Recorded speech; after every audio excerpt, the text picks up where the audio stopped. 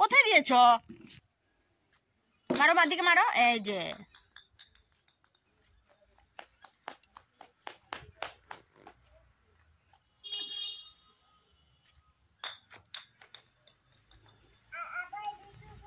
আবার ঠিক আছে, এই নাও।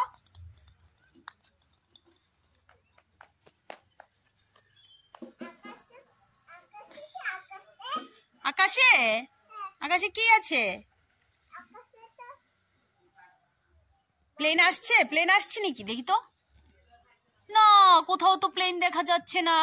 হ্যালো বন্ধুরা, কেমন আছো সবাই? আশা করছি সবাই খুব ভালো আছো। আর কেমন শীত পড়ছে তোমাদের এখানে অবশ্যই বলবে। আমাদের এখানে তো ও মাই গড খুব বেশি শীত পড়েছে।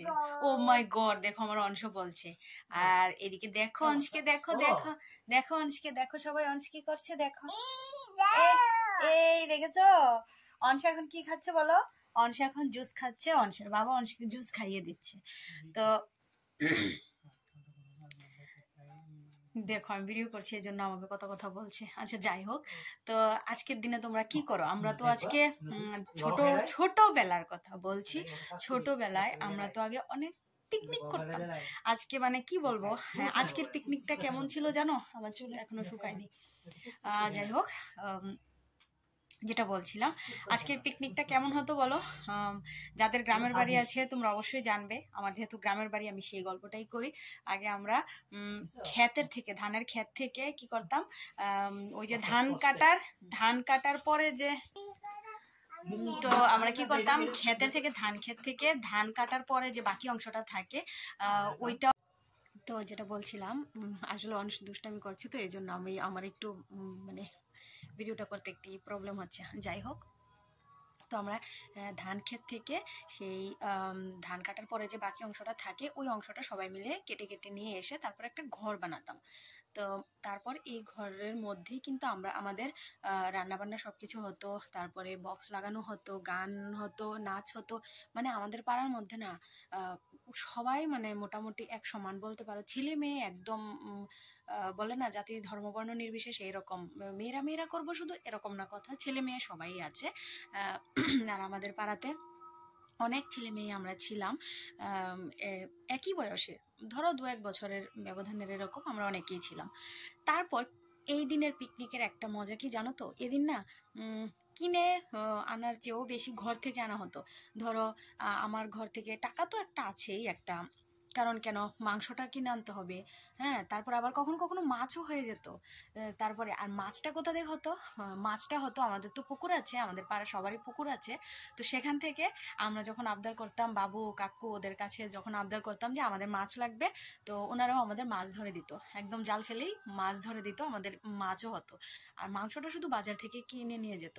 আর ধরো আলু তোলা হয়ে যেত আমাদের আলু ক্ষেত থেকেই। ধরো যেই বাকি আলুগুলো পরে থাকে না, মানে ছোট ছোট আলু তোলার পরেও কিন্তু এগুলি থাকে। যারা গ্রামে বাস করো তারা জানবে, যাদের এরকম আলু ক্ষেত আছে।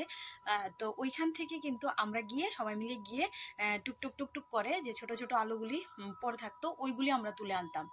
এটাই নাকি এই আজকের দিনের পিকনিকের মর্ম এটাই।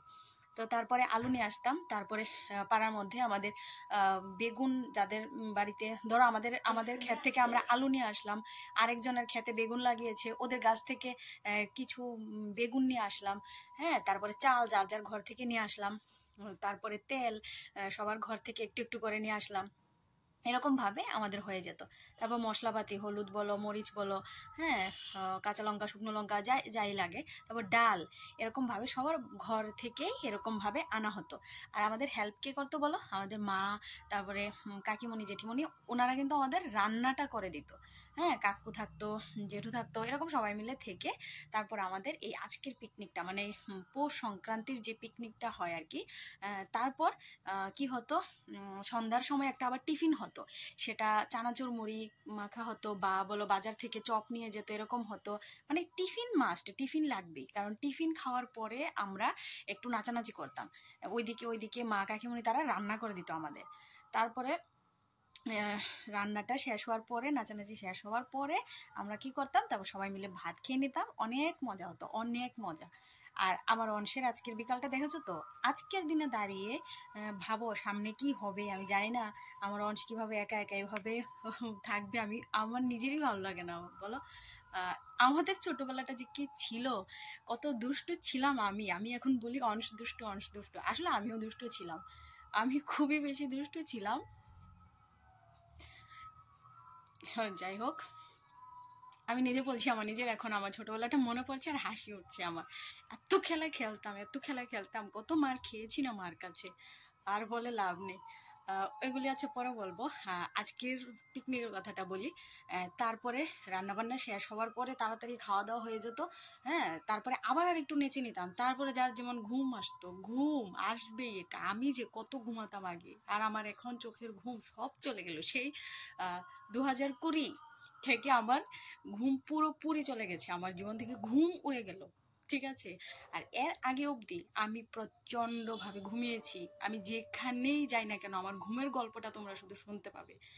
বিয়ের আগের কথা বলছি, কিন্তু 2020 জুলাই মাসের 12 জুলাইয়ের পর থেকে আমার চোখের ঘুম উড়ে গেছে। এখনো আমি সেই ঘুম আর ঘুমোতে পারি না, শান্তির ঘুমটা আমার চোখে এখনো আসে না। যাই হোক, আজকে আমি পিকনিকের কথাটা বলছিলাম। তো এই পৌষ সংক্রান্তি দিনের পিকনিকটা আমাদের এরকম হতো। তারপর পরদিন সকালবেলা মানে প্রচন্ড কুয়াশা থাকে কিন্তু এই দিনে। এখন তো দেখছো তো কি মানে শীত পড়েছে, কনকনে ঠান্ডা একটা, তারপর আবার কুয়াশা, তারপরে মানে রৌদ্রই দেখা যাচ্ছে না। তো এরকম তো প্রত্যেক বছরই থাকে।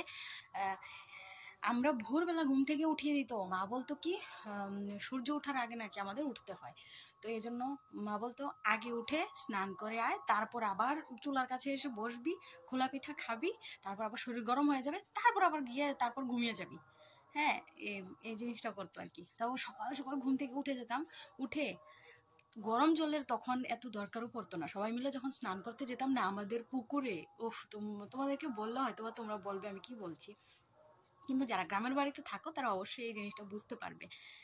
সবাই মিলে চলে যেতাম, এই যাবি, যাবার সময় মানে বাড়ি থেকে বের হয়ে বা বাড়িতে এসেই বসে থাকতো, কিরে স্নানে যাবি এখন, হ্যাঁ দাঁড়া দাঁড়া, এসে বলতো কাকিমণি এখনো ঘুম থেকে ওঠেনি, হ্যাঁ এই অমুক এসে গেছে, তাড়াতাড়ি ঘুম থেকে উঠ স্নান করতে যা, মানে দৌড়ে এসে গেছে, বান্ধবী এসে গেছে, চল তাড়াতাড়ি স্নান করতে যা। স্নানটা সেরে এসে তারপর ওই ঘরটাকে ভাঙা হতো, যে ঘরটা পিকনিকের জন্য যে ঘরটা বানানো হতো সেই ঘরটা ভেঙে এটার মধ্যে আগুন জ্বালানো হতো। সেই আগুনটা আমরা কিন্তু শরীরটা গরম করে নিতাম, সেই আগুন পোহাতাম সবাই মিলে দাঁড়িয়ে, একদম হাত পা ইয়ে করে আগুন পোহাতাম, তারপর আমাদের শরীরটা একদম গরম হয়ে যেত। আর সেই আনন্দটা এখন বহু বছর ধরে মিস করছি, যত বড় হয়ে যাচ্ছি আনন্দ সব পিছিয়ে যাচ্ছে, আনন্দ থেকে অনেক দূরে চলে আসছি।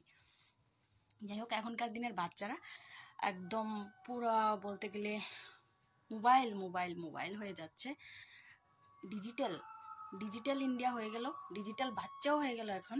তো এরকম ওরা বুঝবে না, আসলে ওদের কোনো দোষ নেই, ওদের দোষ নেই, এরকম ভাবেই চলবে সামনের দিকে। তো যাই হোক, তোমরা এই পৌষ সংক্রান্তির দিনে কিভাবে আনন্দ করতে অবশ্যই বলবে। আর খোলা পিঠা, মানে এই সময় খোলা পিঠা তো মাস্ট চাই। আর আমার তো খোলা পিঠা খুবই ফেভারিট, খোলা পিঠা চা দিয়ে। তোমরা আমার অনেক ভিডিওতে দেখতে পেয়েছো মার হাতের খোলা পিঠা আর চা, ওফ আমার তো দারুণ লাগে। সব পিঠাকেই হার মানায় খোলা পিঠা আমার মনে হয়। যাই হোক, আর আমার অংশের আজকের বিকালটা দেখতে পেলে তোমরা, ওই যে আমি দাঁড়িয়েছিলাম, আমি ওকে পাহারা দিচ্ছিলাম, আর ও একা একা ব্যাট নিয়ে বল নিয়ে, খেলনার তো অভাব নেই, আমাদের সময় কিন্তু খেলনারও অভাব ছিল, খেলোয়াড়ের অভাব ছিল না, খেলনার অভাব ছিল।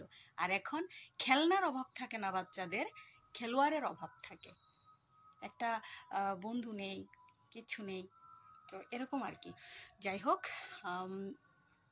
অনিশকে দেখি আর আমি আমার ছোটবেলাটা মনে করি, এভাবেই অনিশের যাবে। সবাই ভালো থাকো, সুস্থ থাকো, দেখা হচ্ছে আর একটা নতুন ভিডিওতে। ভালো লাগলে আমার চ্যানেলটা অবশ্যই সাবস্ক্রাইব করে দিও আরও নতুন নতুন ভিডিও পাওয়ার জন্য, দেখার জন্য। তো দেখা হচ্ছে আর একটা নতুন ভিডিওতে, এখনকার মতো টাটা।